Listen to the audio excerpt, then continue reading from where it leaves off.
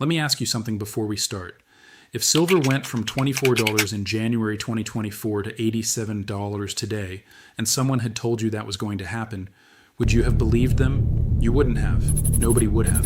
And that's the first lesson the wealthy already know. The moves that matter most are the ones that feel impossible before they happen and obvious after. But here's the thing. The wealthy didn't predict $87 silver either. They didn't need to, because they play a completely different game from the one you see out there. A game that has nothing to do with price targets, nothing to do with timing the bottom, and nothing to do with getting rich quick. And today, I'm going to walk you through how that game actually works. Not in theory, in mechanics. And at the end, I'm going to share the one question that separates people who build lasting wealth from people who just get lucky once. Stay for that question. It'll change how you think about every financial decision you make. Hey, Ken AG here. Now, quick disclaimer, this is not investment advice. This is not financial consulting. I'm not telling you to buy or sell anything. This is education about how wealth preservation works across monetary cycles.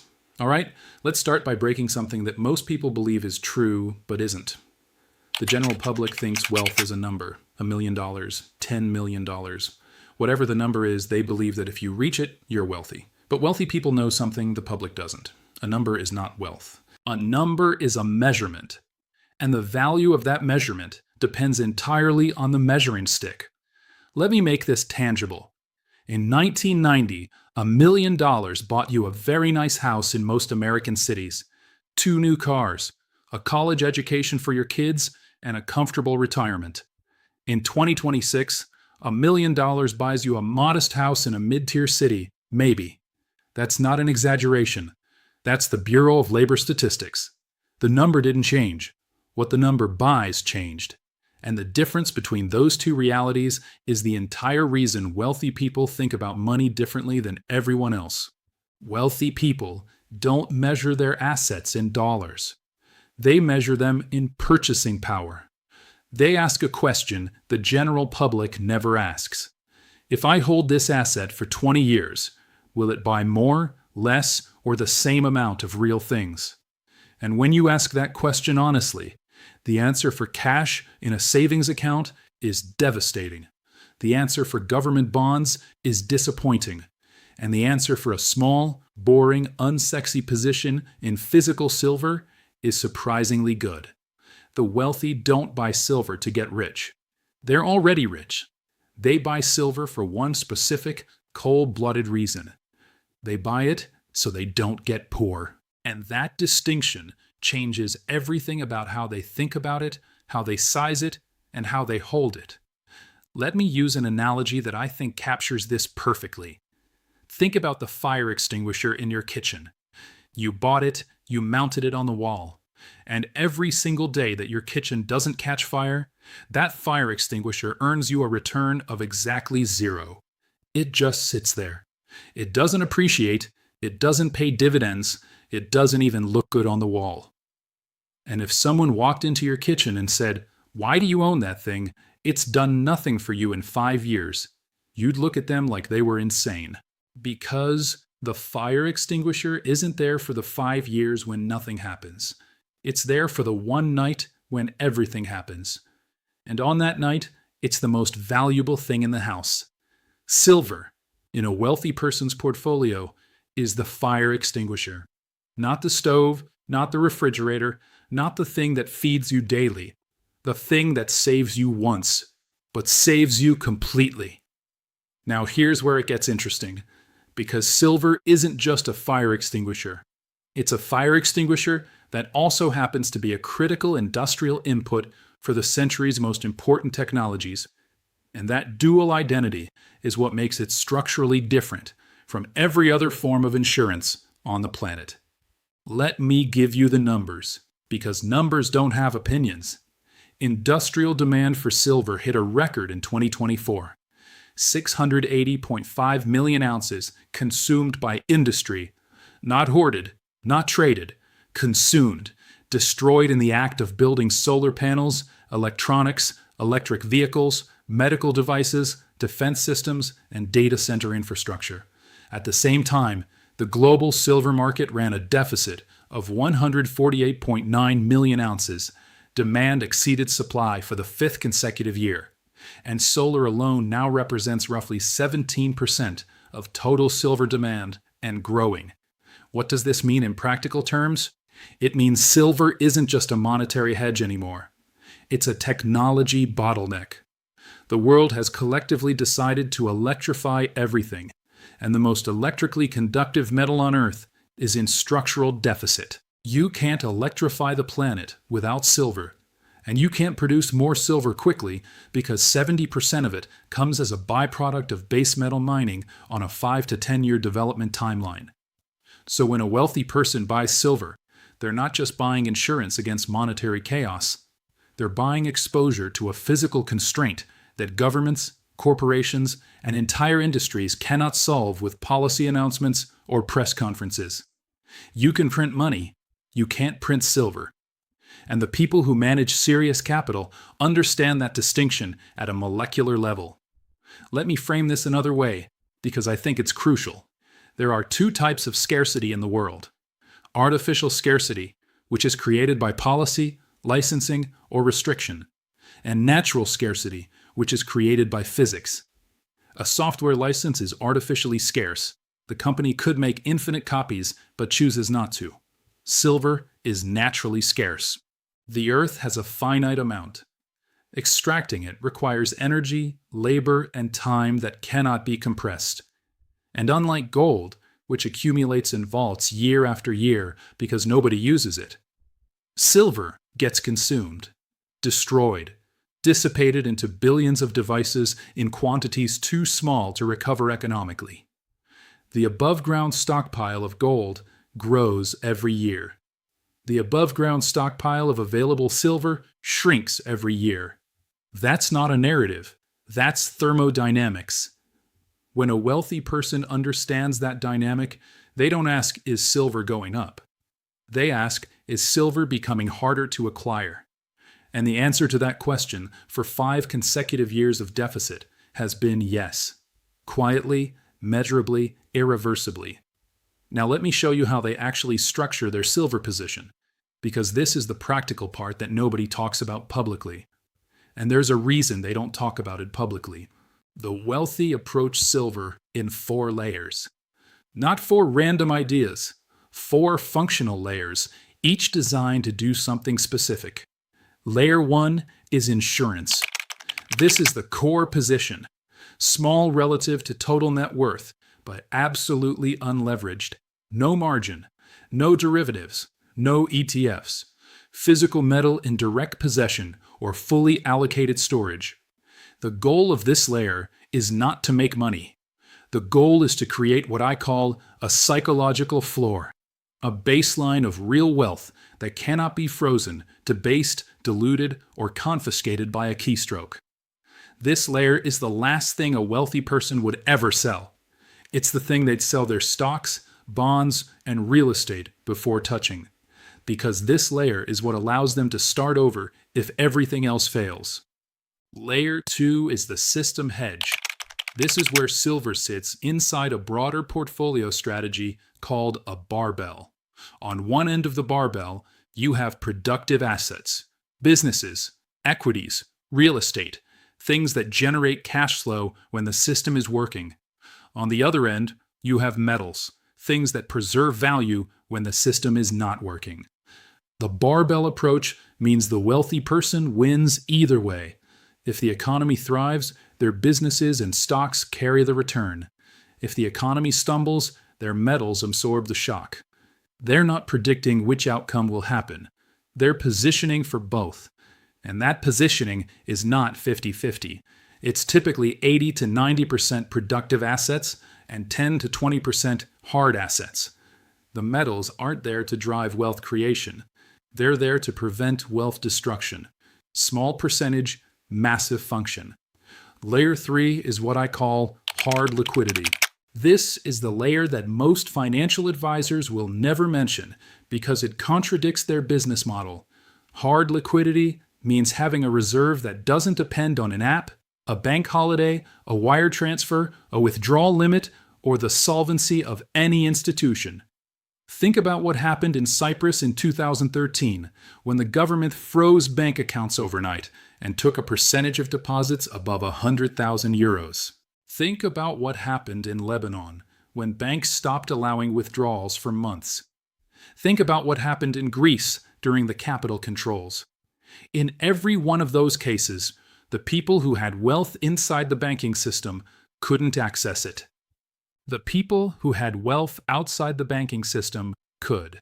Hard liquidity is silver you can hold, transport, and exchange without asking permission from anyone.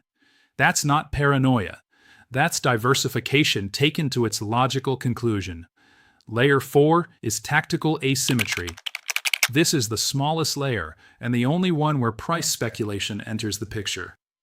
A wealthy person might allocate a small, controlled position with the explicit understanding that if silver reprices dramatically due to supply constraints, monetary stress, or industrial panic, this position provides outsized returns. But the key word is controlled. The position is sized so that if it goes to zero, the portfolio doesn't notice. And if it goes up tenfold, the portfolio celebrates. That's asymmetry. Small downside, large upside, and the wealthy person never ever confuses this layer with the insurance layer. Because mixing those functions is how people make catastrophic mistakes. Now let me address the methodology, because this is where the public and the wealthy diverge most dramatically. The general public wants to time the entry. They want to buy at the exact bottom and sell at the exact top. They spend more energy trying to find the perfect moment than they spend actually accumulating. And the result, statistically and historically, is that they end up buying late, selling early, or never buying at all, because they were always waiting for a pullback that came and went while they were still debating. Wealthy people use a process, not a prediction. The process is simple: recurring purchases, fixed schedule, no attempt to time the market. The same dollar amount every month converted into ounces. Sometimes they buy high, sometimes they buy low. Their average cost ends up somewhere in the middle. And because the long-term trend of silver priced in a diluting currency is structurally upward, their average cost over a decade is almost always favorable relative to where the price ends up. This is not exciting. It will never be the subject of a viral tweet. Nobody has ever become internet famous by saying I bought $100 of silver every month for 12 years. But the person who did that from 2012 to 2024 is sitting on a position that cost them roughly $22 average and is now marked at 87. That's a 4-to-1 return with zero stress, zero timing, and zero sophistication. Just discipline and time. And here's the part that the general public misses completely. That 4-to-1 return isn't the important number. The important number is how many ounces they accumulated, because ounces don't change. 1 ounce of silver in 2012 is still 1 ounce of silver in 2026. The dollar value changed, the ounces didn't. And when the wealthy person needs to deploy that reserve, whether to bridge a crisis, seize an opportunity, or transfer wealth to the next generation, they're not counting dollars, they're counting ounces. Because dollars are the thing that fluctuates. Ounces are the thing that stays fixed. And fixed is what you want your foundation made of. Let me give you a concrete example that makes this visceral. In Argentina, where I've studied the behavior of wealthy families during currency crises, the families that survived multiple devaluations all had one thing in common. They measured their wealth in physical units, not pesos. Hectares of farmland, kilos of gold, square meters of real estate in Montevideo.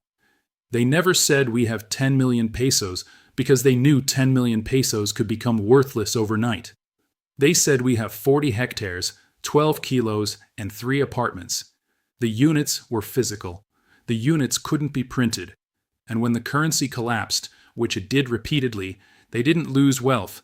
They just relabeled it in the new currency. Silver works the same way for people who understand the game. And that's the secret the wealthy know, but won't say out loud. The edge isn't information. The edge isn't timing. The edge is temperament. The ability to do something boring, consistently, for a long time, while everyone around you is chasing the exciting thing. Now, here's the uncomfortable part. The part I mentioned earlier about why wealthy people don't discuss this publicly. There's a social dynamic at play that is rarely acknowledged. Wealthy people talk about what they're selling. They talk about the startup they're launching, the real estate deal they're closing, the stock they just bought. Because those stories serve a social function. They signal success, ambition, and optimism. But they almost never talk about what they're protecting. Because protection signals fear. And fear in social settings is perceived as weakness. Nobody at a dinner party says, "I've been steadily accumulating physical silver for the past decade as insurance against monetary instability." They'd be labeled a doomsday prepper or a conspiracy theorist. So they stay quiet. They buy their silver the same way they buy their life insurance, privately, routinely, without fanfare. And that silence creates a distortion in public perception. The public sees the wealthy buying tech stocks and real estate and venture deals. They never see the metals position, so they assume it doesn't exist. It does. It's just not on display. There's a phrase I use with my audience: silver is discrete wealth. It doesn't need a narrative. It doesn't need social validation. It doesn't need a pitch deck or a shareholder letter. It just needs to do one thing: still be silver 10 years from now. Still be physically scarce. Still be industrially necessary. Still be outside the control of any central bank, any government, any algorithm. That's the bar, and silver has cleared that bar for 5,000 years running. No stock, no bond, no currency, no technology company can make that claim. And the wealthy, whatever they say at dinner parties, know this in their bones.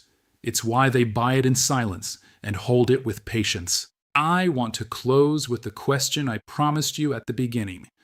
The one that separates people who build lasting wealth from people who just get lucky once.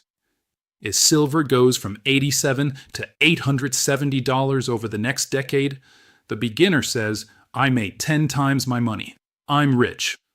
The wealthy person asks a different question. They ask, what happened to the price of everything else? If the price of a house went from $500,000 to $5 million, if the price of food tripled, if the cost of healthcare quintupled, then $870 silver didn't make you wealthy. It kept you whole. It preserved the purchasing power of the hours you worked to earn the money you converted into ounces. And preserving purchasing power doesn't sound exciting. It doesn't make for a good thumbnail. But it's the single most important financial outcome a human being can achieve across a lifetime. Because wealth that you can't spend is just a number, and wealth that melts while you're holding it is just an illusion. The wealthy don't buy silver to get rich, they buy it to stay rich. And there's a universe of difference between those two sentences. So here's the question. When you look at your savings, are you measuring in dollars, or are you measuring in what those dollars can actually buy 10 years from now? Because one of those measurements is a number that feels good. The wealthy chose the truth, quietly, without telling you. Now you know. If this framework changed how you think about silver's role in serious wealth preservation, hit the like button. It costs you nothing, and it pushes this content past the algorithm to reach people who need this perspective instead of another price target video. Leave a comment. Tell me which layer resonated most. Insurance? System hedge? Hard liquidity? Tactical asymmetry? I read every comment, and your feedback shapes what comes next. If you're not subscribed, hit subscribe and turn on the bell. Share this with someone who thinks saving money means putting dollars in a bank account. Not to scare them, to upgrade how they think.